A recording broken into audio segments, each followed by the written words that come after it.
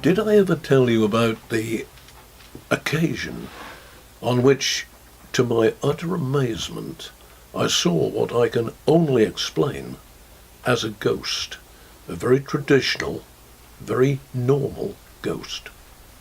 It began like this.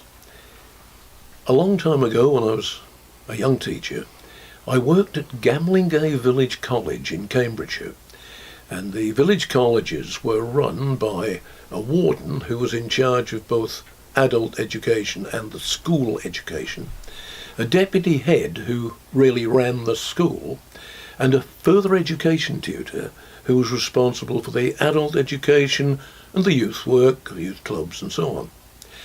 I was working as the further education tutor, and my pal Bill Farrow was the head of the science department. Brilliant scientist, and you wouldn't find a better colleague anywhere.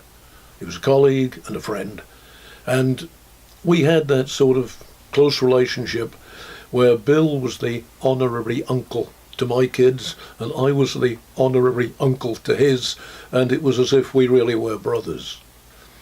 And I was moved away, I got promoted and took other jobs. It wasn't for a long, long time afterwards that I heard from Bill again. He would then have been over 70. And he phoned me and said, "Would you be able to come over to Cambridge to see me?" He said, "I've retired now." And he said, "I've just been told that I've got 6 weeks to live." And I said, "Bill, the minute I can get away, I'll be over to see you. Of course I will." And for the next 6 weeks, I went over to Cambridge from Cardiff here every weekend and spent as much time as I could with him. And the terminal illness that was destroying him made him so weak and so ill that it was heartbreaking to see a grand old friend in that condition. Then I got a phone call from his village priest, Father Ian, who said he was very sorry to tell me that Bill had passed over, and that one of the last things he had asked was for Ian to call me to go over to Cambridge to conduct his funeral. And I said to Ian, "Yes, of course I will. I'd have done anything for Bill." And he said, "Well, I've arranged it for the following Friday. Could you get over Thursday night and we can run through the service together and decide which parts each of us will do?" And I said, "Yes, of course, Ian." So I finished a day's work in Cardiff, drove over to Cambridge, got there. I'd warned Ian it would be late, got there about midnight. And there we were in Ian's study in the rectory, and going through, if you could imagine, two priests with prayer books open at the funeral pages. Well, if I read this prayer, will you do that reading? And then I'll read the next prayer. And we were just planning how we were going to share the service. And I saw Bill. He looked as he had looked when we were young teachers together. He looked radiantly happy, healthy, no trace of the illness. But he looked as real and solid as Ian. It was just as if he was there in the flesh once again, but many years younger.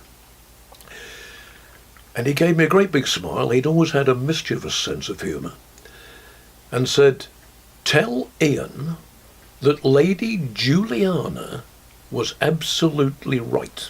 And then he vanished. And I thought, whatever is Ian going to think if I tell him, because he had seen and heard nothing, if I tell him that I have just seen Bill's spirit, that he looked radiantly happy and healthy and young again, and he wanted me to tell him, Ian, that Lady Juliana was absolutely right. I thought, he'll think I'm coming off the wall. And then I thought, no, damn it, if this had been the other way round, Bill would have done this for me without a second's hesitation. So I drew a deep breath and I said, "Ian, I'm sorry that this sounds strange, but I have just seen Bill. He looked wonderful, young, strong, healthy, radiating happiness, and he asked me to tell you that Lady Juliana was absolutely right." I thought Ian was just going to shrug his shoulders and say, "I'm sorry, old chap, doesn't mean anything." He didn't. He nearly fell off his chair, gasped for breath, and it took him 2 or 3 minutes to speak. And then he said, "You can't have known that." And then he explained. He had been with Bill in intensive care a matter of minutes before Bill passed over. And he said, "The last thing I told Bill was the story of Lady Juliana, Saint Juliana of Norwich, who had had a vision of heaven. And the other nuns had clustered round her because they thought she was going to fall. Her eyes had gone blank as though her spirit had left her body. And she recovered and said, 'No, no, my sisters, I'm not ill. I have seen heaven.' And of course the first question that anyone would ask, what is it like? And Lady Juliana said, in an ecstasy of happiness, 'All shall be well, and all shall be well, and all manner of things shall be well.' And Ian said, 'That was the last thing that I told Bill before he slipped away.' He said, 'You've just driven 300 miles to tell me that you've seen him, that he looked radiantly happy and healthy again in his absolute prime, and that he wants me to know that Juliana was right. He's in heaven, and it is a place of wonderful, indescribable happiness.' Well, if you can imagine two priests sitting together, going through a funeral book and looking at each other as if they were just qualifying for Madame Tussauds. And finally, Ian got up, walked to his wine cabinet and said, 'Before we do any more, Father, I think we need half a bottle of this each.' And so we did, and we conducted the funeral the following morning.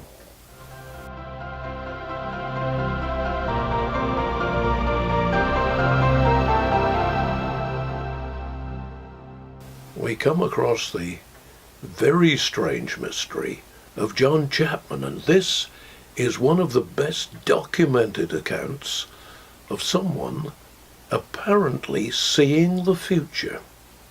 John Chapman, who was better known as the Peddler of Swaffham, and that's the town where I went to school, and in the middle of Swaffham is a town sign which shows John Chapman the Peddler accompanied by his dog, and we're back in the 14th or 15th centuries. And John had a mysterious dream which told him that if he went to London and stood on London Bridge, he would hear news that would make him immensely rich and powerful.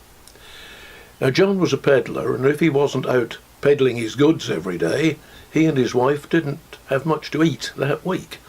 And so, although there was a bit of a domestic argument about it, John was so determined by this foretaste that he'd had in his dream of receiving great news on London Bridge, that despite the argument with his wife, he set out walking to London.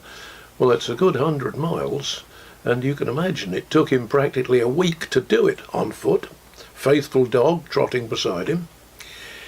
Gets to London Bridge, stands there, and of course in those days there were houses on the bridge. And after he'd been there for 2 days, one of the householders came out, very suspicious, and said, "What are you hanging about for? Are you a thief? Are you waiting to see when people leave their houses unattended?" "No, no," said John, I'm not." And he explained, "I've had this strange dream that if I came and stood on London Bridge, I would hear news that would make me rich and famous." And the man he was talking to laughed and said, "If I was such a fool as you, I would have been on my way to a little town called Swaffham." He said, "I've heard that in the garden of one of the local peddlers is a great crock of Roman gold." He said, "I'm not such a fool as to believe that. It was only a stupid dream." John took his time before leaving, and then went at top speed back home. He got home in about 4 days instead of a week. Arrived home in the middle of the night, rouses his wife and says, "Bring a lamp and a spade, we're going to dig under the apple tree."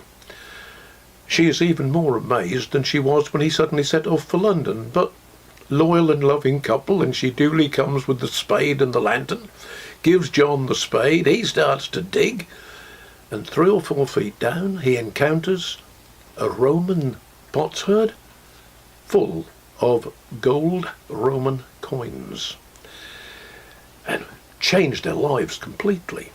But there was something written on the potsherd in a language John couldn't read. Guessed it might be Latin, and they set it in the window of their cottage because from time to time students from Cambridge would come into Swaffham for a rest and a holiday, and he hoped that somebody might see it and come and tell him about it. And sure enough they did. One of the young Cambridge students knocked on John's door and said, "Where did you get that very interesting pot? Did you realise it's Roman?" And John pretends to be completely ignorant and, "No, don't know where it came from. Just found it on my travels, long way from here." And the student said, "That's a pity, because what it says on the pot is, 'Under me lies a greater.'" As soon as he'd got rid of them, John and his wife back in the garden, digging, and they unearthed the second pot, crammed with Roman gold and about twice the size of the first one. The best thing that can be said about John Chapman is he was a good and kindly man, remembering his years of hard work and poverty.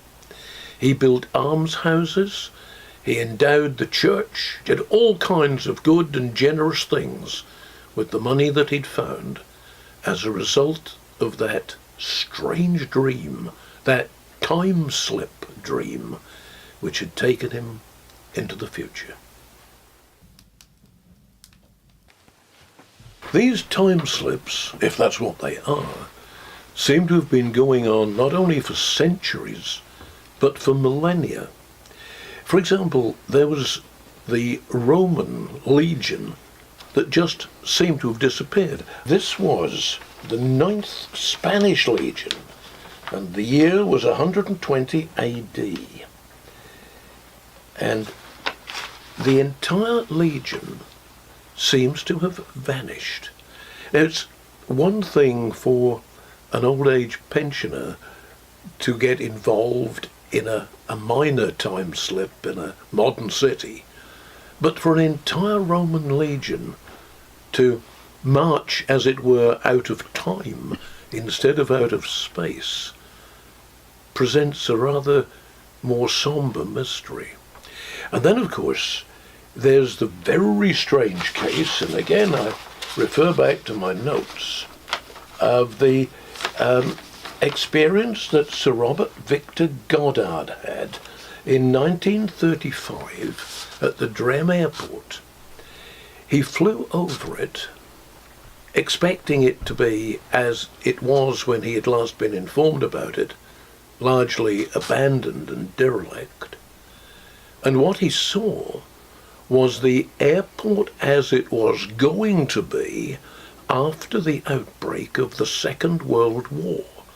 So he saw it 5 years ahead of the time that he actually flew over it.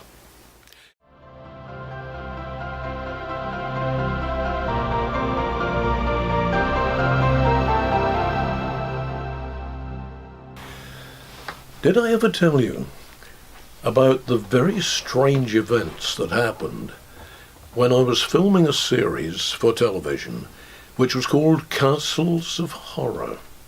And among the many places that the crew visited was Wewelsburg, which was the place where Himmler and the SS had their headquarters, but where in early times, 13th, 14th centuries, the castle had been associated with witchcraft and black magic, and down in the lowest of the dungeons, various witches had practiced their skills. We had done the general piece about the castle, and my cameraman and sound engineer, who were top-class professionals as well as being good personal friends and colleagues, had taken all the shots they needed, except for the very top room. Now, Wewelsburg is a very curious castle. It's not rectangular, it's triangular. And we went up together to this top room where the SS had apparently dabbled in some strange kind of black magic, because there were all kinds of weird magical ornaments, masks, pictures, objects around the walls, and a very curious atmosphere in that room. Now, my cameraman and my sound engineer said, as well as being personal friends and very good professional colleagues, were what I would call sensible, practical men. And yet when we entered that upper chamber, with all its weird magical objects around the walls, both of them became disquiet, anxious, and actually said to me, "Lionel, can we get this in one shot? We do not like it up here."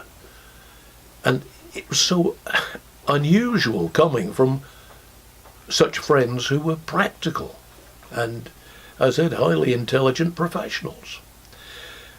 We got through the lines in the one shot, and they were so keen to pack their gear and get down off that floor. It was only in that top floor that it happened.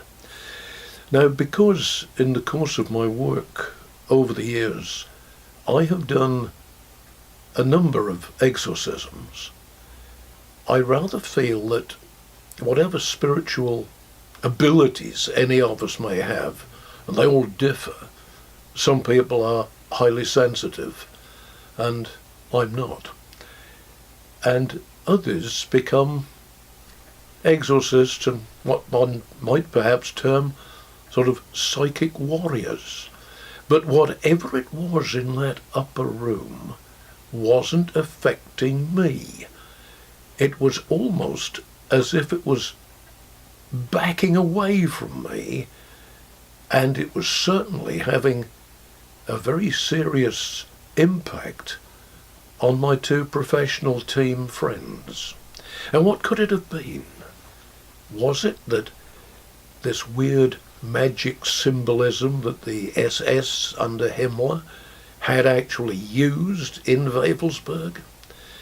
Was it somehow that the sufferings of some of their victims would have been absorbed? Because this is one of the theories about what we describe as ghosts, that when there has been a particularly dark emotional event, a murder or a suicide, that some of the tragic feeling of the victim of that event somehow percolates its way into the fabric of the building, the walls, the furniture. And for anybody who is sensitive, who visits that room years afterwards, feels what was experienced by the victim of the original situation. I've never been back to Wewelsburg since, but I would certainly like to go back, accompanied by one or two medium friends, see if they could tell me exactly what was wrong in that room. But there was something there which was genuinely frightening to my cameraman and my sound engineer.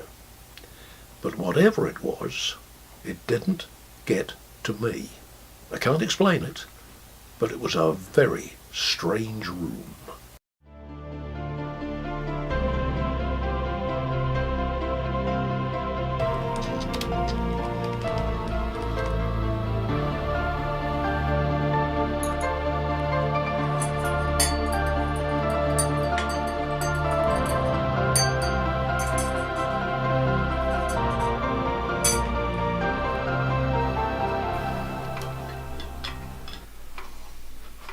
Did I ever tell you about the mystery of the old age pensioner who'd been shopping in Norwich and who apparently became the victim of a time slip? This is what happened. It happened years ago when I was living there and working as the deputy head of Helsden High School, which was one of the Norwich Comprehensives. Two old pensioners had parked their car in Cathedral Close near a rather quaint Victorian toilet which was for gentlemen only, and you had to descend the stairs in order to use it. The old lady sitting in the car was waiting for her husband to come back from having descended the stairs to this old Victorian toilet, and time passed and he didn't return. She became increasingly anxious in case he had fallen on the stairs or had a heart attack or been taken ill, and called a traffic warden who was a very friendly and helpful man. She explained her anxiety about her husband, and he said, "I'll go down and have a look for you, madam." Down the toilet steps he goes, searches the three little cubicles which were the sort of full toilets at the bottom, as well as having a urinal wall, and there was nobody there. Comes back and tells the lady in the car, "I have searched it thoroughly and there's no sign of anyone, nobody who's been taken ill or collapsed." And the lady was totally at a loss. She said, "I didn't see him coming out again." And time passed. Another 5 minutes, another 10 minutes, and he appeared at the top of the steps where the traffic warden had said there was nobody underneath. Got into the car and said, "Just get my breath back, love, I'll tell you in a minute." And when he'd recovered sufficiently to tell her what had happened, he said this: "I used the toilet, came up the steps in the normal way. You weren't here. The car wasn't here, but on the adjacent road there were cars of a design I have never seen passing silently along that top road." And he said, "And my guess was that they all had electric engines." He said, "I couldn't understand what had happened, and then I remembered having read years ago in science fiction story about someone who'd been involved in a time slip, that by retracing his steps he'd got back to his proper time. So I went back down the steps, waited for a few moments, came up again, and everything was normal. You were here, my car was here, and there was no sign of this strange phenomenon." Now, what do we make of a story like that? What had really happened to the gentleman who used that old Victorian toilet just outside Norwich Cathedral? The only possible explanation seems to be that time for him had slipped and he'd been projected into the future, and fortunately for him, having read the science fiction story in which, by retracing your steps and trying to reenact what had happened to you, you could get back to your own time. And of course that story raises all kinds of intriguing questions. What is time? What are the theories of time? Is it, as some of the great physicists have argued, a fourth dimension? Is it possible that we experience time inside ourselves, that it is a subjective experience? Shakespeare says that time goes at different speeds. Sometimes it walks, sometimes it runs. The happier we are, the faster it goes. The more miserable we are, the slower it goes. So is it subjective or objective? Is there any way that we can control it? Is there any way that we can travel through it? There are so many cases of mysterious appearances and disappearances. There's Caspar Hauser in Nuremberg, just turned up in the town square. Had he been a victim of a time slip, apart from the other explanations that were put forward later? And those mysterious disappearances, somebody just vanishes, like Benjamin Bathurst, who had been a diplomat during the Napoleonic Wars. Ben Bathurst just got out of the inn where he'd been staying. His secretary, valet, assistant was holding the coach door open for him. Ben walked around the heads of the horses and was never seen again. Did he fall into a time slip? It would be interesting to know if somebody ever appears at a different time, calling himself Ben Bathurst.